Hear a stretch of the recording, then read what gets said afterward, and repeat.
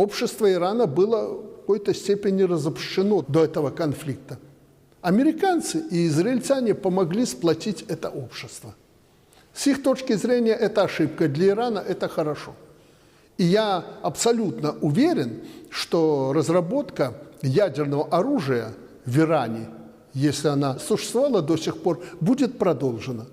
Еще и потому, что вторую ошибку, которую допустили американцы прежде всего, они не согласились на то, чтобы Иран, я из средств массовой информации получил информацию, Иран предложил вывести ядерные материалы, которые они наработали, обогащенные ядерные материалы для создания оружия, предложили вывести в Китай, в Россию.